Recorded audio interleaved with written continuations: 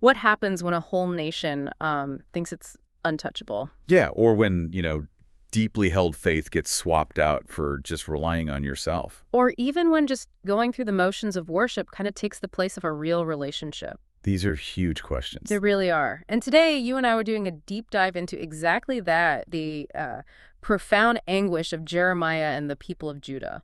We're not just looking at their suffering, though. We're also exploring God's suffering, surprisingly, and that desperate search for meaning when everything seems lost. Our source for this is a really insightful sermon. It's titled Sick and Broken Hearts by Pastor Lynch. Yes, it's quite a journey. It takes us through lament, judgment, and some pretty soul-wrenching truths. So our mission today is to really unpack the core ideas from Pastor Lynch's material. We want to, sit with the sorrow a bit Listen to those different voices: lament, judgment, truth. It's all layered in there. and see how maybe ancient trauma connects with modern judgment, how despair meets divine sorrow. And how even in really dark places, there might be a path, maybe a surprising one, toward hope and healing. That title itself, Sick and Broken Hearts, it hints at something widespread, doesn't it? Absolutely. It's not just one group.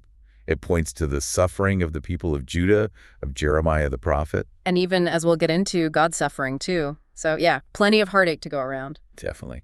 So to set the scene, you have the people of Judah who had, they'd completely bought into this really powerful deception. A deception about themselves. Yeah, they believed they were exceptional, special, maybe even invincible. So what was the lie they were telling themselves? How did that, play out? Well, they're thinking when something like this: God's temple is right here in Jerusalem. Okay. So they figured that must mean God has to protect them no matter what they do. Like a free pass. Pretty much. They thought they could just go through the motions of worship, live however they wanted, really, and God would always somehow have their back. So basically, they decided they didn't really need God. They could handle things. In essence, yes. Self-reliance took over. And the price for that, well, it was catastrophic, wasn't it? You mentioned despair setting in from trauma. Oh, it was horrific. Right. Pastor Lynch's sermon really details it. During the Babylonian invasion, Yeah. the actual bones, Bones. the bones of kings, officers, priests, prophets, even ordinary people in Jerusalem were dug up from their graves. No. Yes, exposed to the sun, the moon, the stars, just left out like refuse, garbage. That's horrifying. And why? Because there was no one left to bury the dead properly. So many were taken away to Babylon in exile. It's hard to even imagine. Pastor Lynch really brings home the anguish, saying survivors actually preferred death to life. The suffering was just unbearable. Right. And you hear echoes in the Psalms too, right?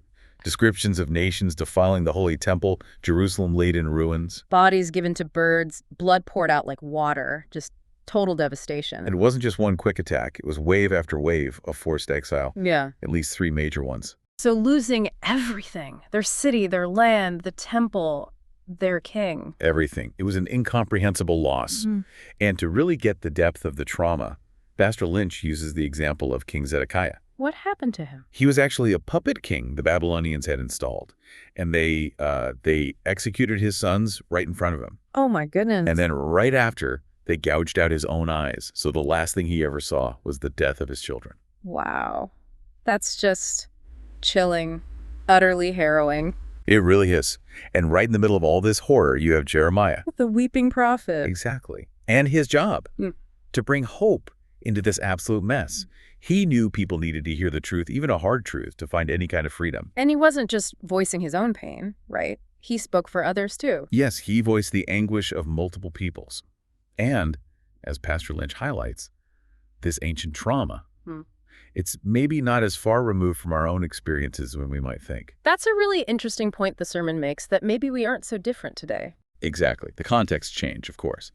But that human experience of collective despair, the challenges to faith, those things feel pretty constant. So how does Pastor Lynch connect that ancient devastation to things we might see today? What are some contemporary examples he brings up? Well, he points to things like the huge changes and the immense loss of life from the COVID pandemic, that feeling of global vulnerability, Right, that affected everyone, everywhere. Or he mentions the deep dismay many felt after hyper-partisan election results, whichever way they went. That sense of profound division can be really traumatizing for a society. And he also touches on issues that go to the core of human dignity, doesn't he? He does. Things like the dehumanization of immigrants. He stresses that, regardless of policy debates, everyone is a human being made in God's image and needs to be treated that way.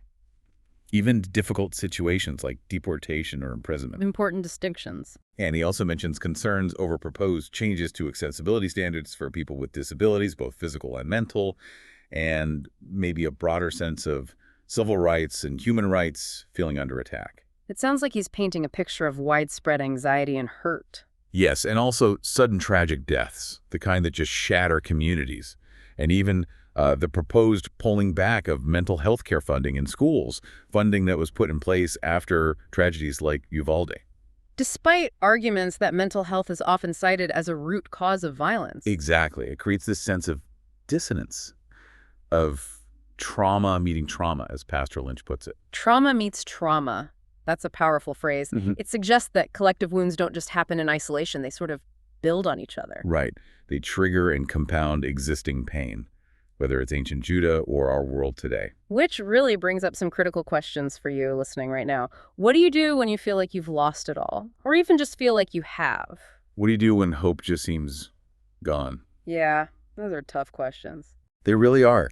And grappling with that kind of raw, universal pain helps us understand Jeremiah's own struggle, trying to find a voice in all that chaos. And when you read Jeremiah, it's sometimes hard to tell who's actually speaking, isn't it? It really is. Is it the people crying out in despair? Is it Jeremiah expressing his own agony? Is it God speaking? Or maybe a mix of all three. It creates this cacophony of voices. Jeremiah's role was so unique. He was like an intermediary. He had to deliver God's word, but also bring the people's fears and complaints to God. All while feeling his own intense human anguish. Precisely. And this is where that practice of lament really comes into focus. Lament. It's that deep, heartfelt crying out to God, Yeah. right? Trying to find meaning in tragedy. Yes. And Pastor Lynch points out it's not something that comes naturally in, say, many Western cultures today. We tend to want to push grief away, look for the silver lining immediately. Yeah, we're not always comfortable sitting with pain. So why is lament so important here? Well, it's absolutely central to Jewish tradition, going way back and continuing today. You see it all through Jeremiah, the book of Lamentations, the Psalms. Okay. And Pastor Lynch also mentions it's deeply woven into the histories of Black communities and other communities that have faced immense, unspeakable suffering. It's a way to respond, to process, to connect with God, even in the pain. And Jeremiah's own words really embody this lament, don't they? Oh, absolutely. He cries out, "My joy is gone." Which isn't just about being unhappy, is it? It's deeper. Right. It's like the complete exhaustion, the absence of that inner joy that comes from a relationship with God.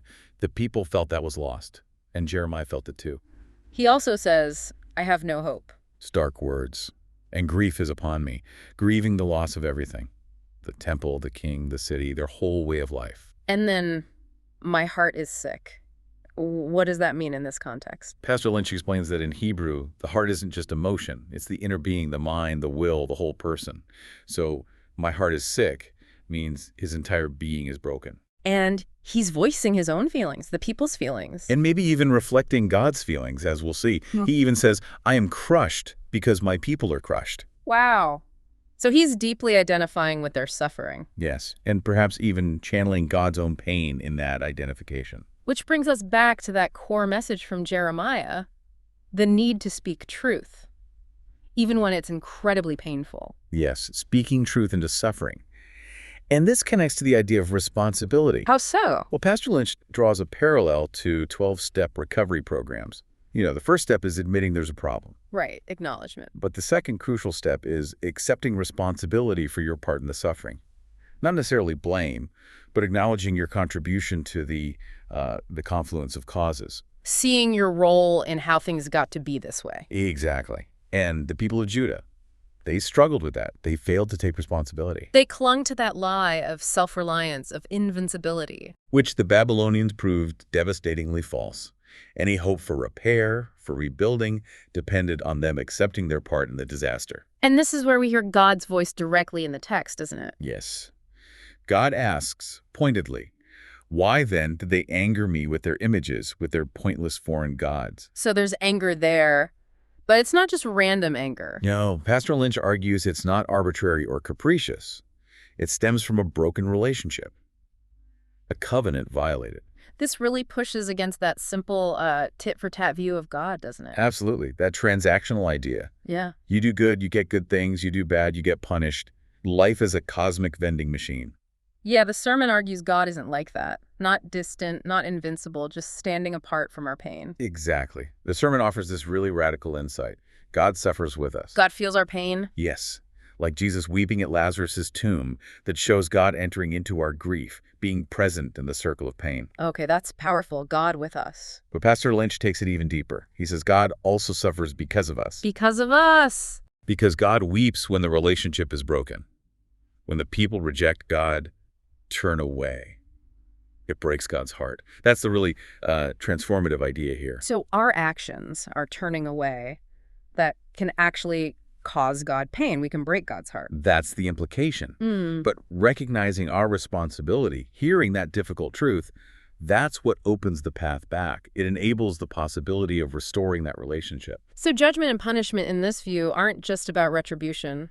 No, not primarily vindictive. Pastor Lynch presents them as perhaps necessary steps before the building and replanting that God ultimately promises. So accepting responsibility is actually key to healing and restoration. It seems to be, yes. Okay. It's part of that process. Wow, we've definitely explored some deep suffering today. Judah's, Jeremiah's. But the material also gives these powerful glimmers of hope, doesn't it? It really does. This idea of a suffering God who feels our pain.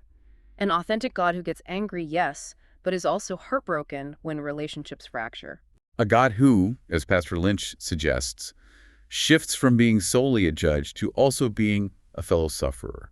Someone sitting with us in our circle of pain. Which leaves us with a really compelling question, I think. For you, for me, for everyone listening. What's that? If God is indeed sitting in our circle of pain, suffering with us, and sometimes, maybe, because of us, what does that change? Yeah, what new possibilities open up? For us personally, maybe for society too. If we choose to speak out, to act with love towards everyone, to embrace real compassion, what becomes possible then? It reframes things, certainly. You know, there's that old hymn line, there is a balm in Gilead to make the wounded whole. There is a balm in Gilead to heal the sin-sick soul. Maybe, just maybe, that healing starts when we really grasp that God isn't distant from our pain, but right there in it with us.